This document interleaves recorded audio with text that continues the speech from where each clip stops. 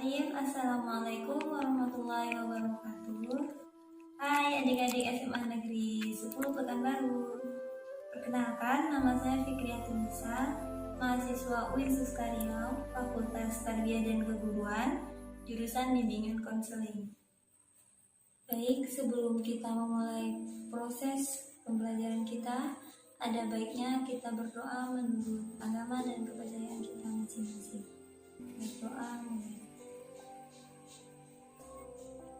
Berdoa selesai. Meningkatkan komunikasi atau meningkatkan kemampuan berkomunikasi individu. Nah, adapun standar yang ingin dicapai dari topik pembahasan kita hari ini, yang pertama yaitu untuk mengembangkan kemampuan komunikasi sosial dan intelektual serta apresiasi seni. Nah, kompetensi dasarnya yaitu memiliki kematangan standar tentang pentingnya komunikasi sosial dan intelektual secara efektif, efisien, dan produktif. Kemudian adik-adik, adapun tujuan dari pembelajaran kita hari ini yaitu menjelaskan pengertian dari komunikasi. Itu poin pertama ya. Nah, kemudian dilanjutkan dengan menjelaskan proses dari komunikasi itu. Yang ketiga, memahami makna dari komunikasi antar pribadi. Kemudian, memahami maksud dari komunikasi efektif. Dan yang terakhir, mengetahui dirinya sebagai pendengar yang baik dan sebagai pembicara yang asertif. Nah, baik, kita ulas satu persatu materi yang akan kita bahas hari ini. Sebenarnya di media yang kakak gunakan, sini sudah ada PowerPoint ya. Karena kita daring, kakak tunjukkan melalui sistem kita aja. Baik. Ini salah satu slide PowerPoint yang kakak gunakan ketika memberikan materi. Oke, kita lanjutkan ya. Oke, kita ulas terkait dengan pengertian komunikasi. Nah, komunikasi itu jika diartikan secara luas, secara bahasa yang singkat dan mudah dipahami itu merupakan salah satu tingkah laku individu, baik itu secara verbal maupun nonverbal, yang ditanggapi oleh individu lain. Tidak sekedar bertukar pesan saja, namun ungkapan kata tertentu.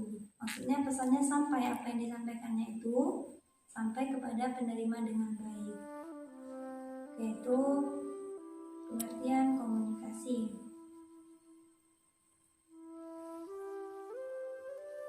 Kemudian dari materi ini juga, komunikasi itu juga dapat diartikan sebagai proses penyampaian pesan dari komunikator kepada komunikan untuk mencapai tujuan tertentu. Dalam komunikasi, kita bisa menggunakan bahasa lisan atau bahasa isyarat. Nah, kemudian ada proses komunikasi. Ini proses komunikasi itu di sini kakak temukan 5 yang menjadi suatu pesan itu sampai kepada penerima sehingga pesan itu sampai dengan baik. Yang pertama itu pengirim atau kita sebut dengan komunikator. Komunikator ini berarti pelaku utama atau pihak yang mempunyai kebutuhan untuk berkomunikasi atau yang memulai sesuatu komunikasi.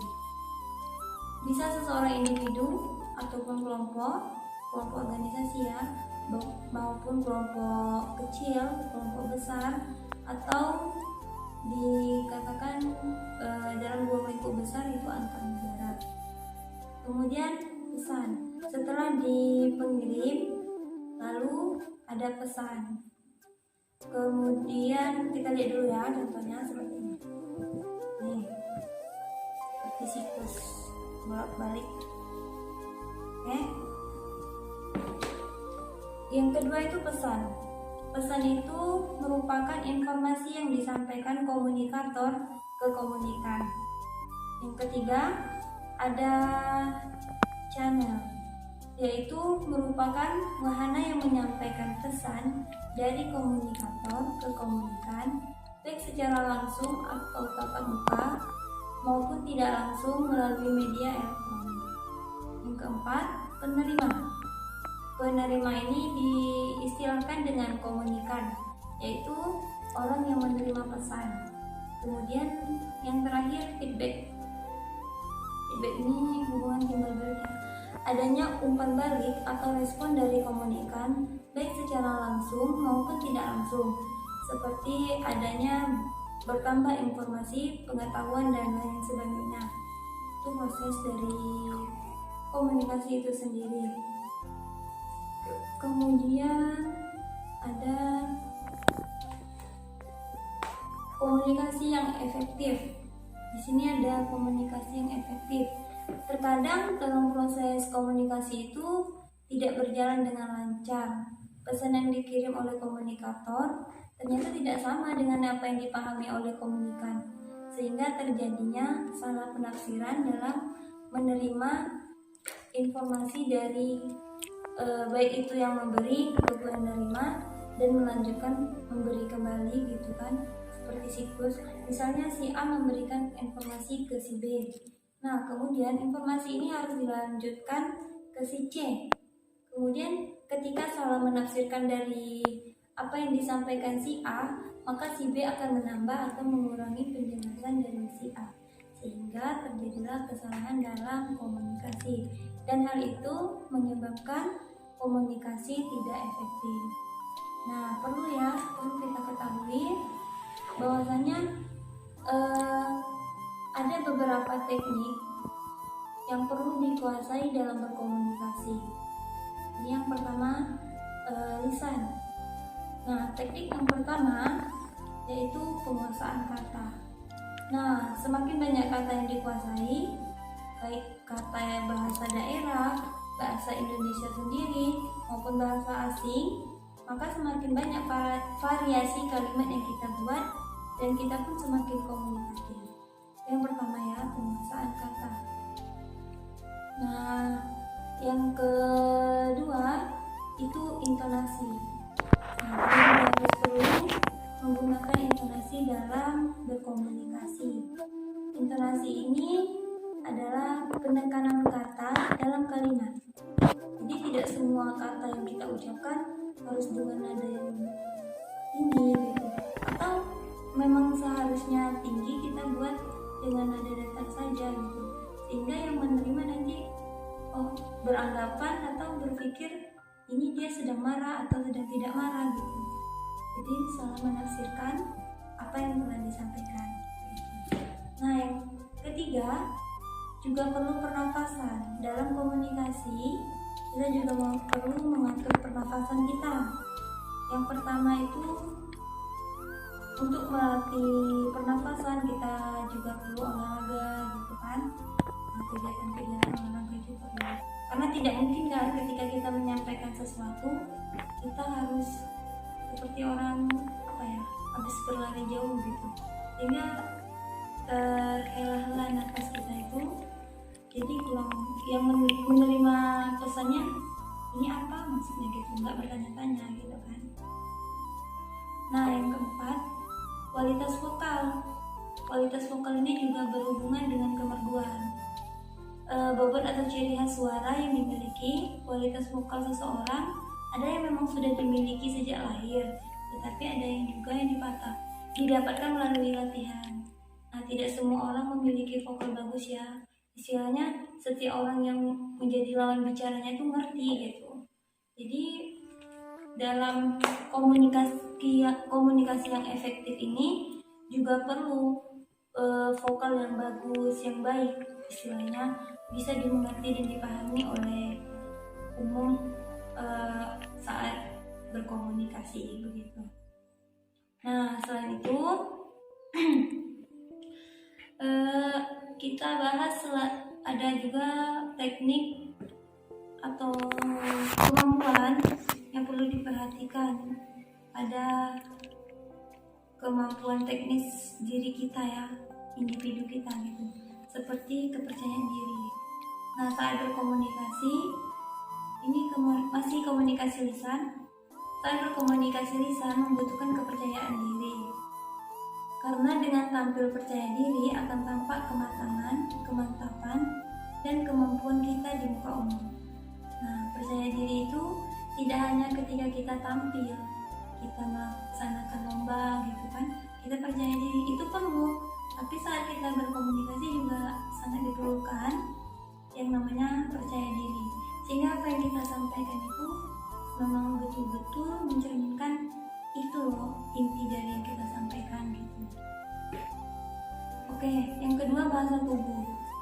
Nah, ketika bahasa tubuh kita berbeda dengan ucapan yang kita sampaikan, seperti kita mengatakan bahwa di sana ada ular, tapi gerakan tubuh kita datar aja, di sana ada ular, kan nggak mungkin kan? Jadi orang kiranya itu bukan bahaya. Kalau kita bilang di sana ada ular, jangan lewat di sana. Jadi seperti kita itu benar-benar mengatakan tubuh kita, ucapan kita itu sealur mengatakan bahwa di sana itu memang benar-benar ada bahaya, sehingga yang menerima informasi, oh iya saya harus memilih jalan lain gitu. Maksudnya apa yang disampaikan oleh kita itu benar-benar bisa diterima dan ditangkap oleh penerima dengan baik. Ya begitu ya. Nah, ketika selain itu juga ada penampilan juga jadi sorotan ya, seperti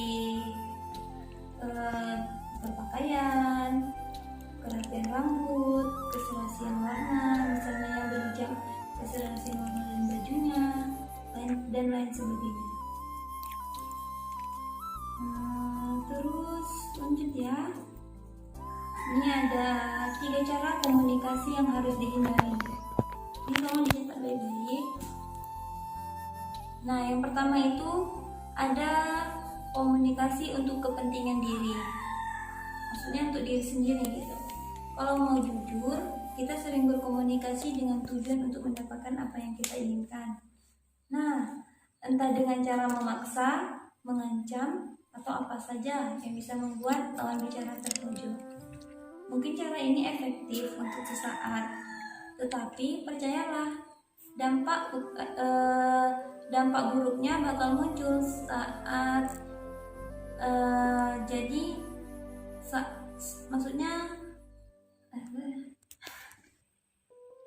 Nah, selanjutnya akan dijelaskan tentang 3 cara komunikasi yang harus dihindari. Yang pertama itu komunikasi untuk kepentingan diri sendiri. Apa itu? Nah, kalau boleh jujur ya, kan kita sering nih berkomunikasi dengan tujuan untuk mendapatkan apa yang kita inginkan, entah dengan cara memaksa, mengancam, atau dengan cara apa saja lah. Yang penting apa yang kita inginkan bisa dapat gitu. Sebenarnya cara komunikasi ini efektif, tapi untuk sesaat saja. Tapi percayalah, dampak buruknya bakal muncul suatu saat gitu. Jadi ada kalanya dan ada baiknya komunikasi ini tidak dilanjutkan, sehingga kita bisa menghargai dan menghormati pendapat setiap keinginan orang lain. Jika ia tidak bisa memberi atau memenuhi apa yang kita inginkan, cobalah penuhi diri sendiri. Itu yang pertama. Nah, yang kedua, ada komunikasi manipulasi. Percaya atau tidak, ini merupakan cara terburuk dalam berkomunikasi, dan yang paling sering menjadi biang kerok hancurnya persahabatan. Kadang kan kita sering nih kalau dalam persahabatan, contohnya ya, sahabat A, sahabat B, sahabat C. Nah, sahabat A sedang ada masalah dengan sahabat B, mungkin sedang tidak enak hati, cemburu, dan lain sebagainya ya. Nah, kemudian untuk sahabat A mendapat dukungan tentang permasalahannya itu, dia berkomunikasi manipulasi dengan sahabat C, sehingga terpengaruhlah si sahabat C dengan omongan sahabat A, sehingga adanya ketidakpercayaan terhadap sahabat B. Itulah dampak buruk dari komunikasi manipulasi ini. Nah, yang ketiga, ada komunikasi dengan pesan ganda. Apa yang dikatakan tidak sesuai dengan perbuatan. Bilang A tapi yang dilakukan malah B. Berjanji sesuatu tapi tidak dipenuhi. Alhasil lawan bicara yang bingung dan akhirnya kehilangan kepercayaan. Tinggalkan kebiasaan ini ya, karena tidak baik sehingga terjadinya ketidaknyambungan atau kesalah penafsiran dalam berkomunikasi. Oke, kita lanjutkan. Nah, kemudian baik adik-adik, itu penjelasan terkait topik pembahasan kita hari ini. Bagaimana adik-adik bisa memahami materi kita pada hari ini? Nanti bakalan kakak share lembar kerja siswa di Google Classroom.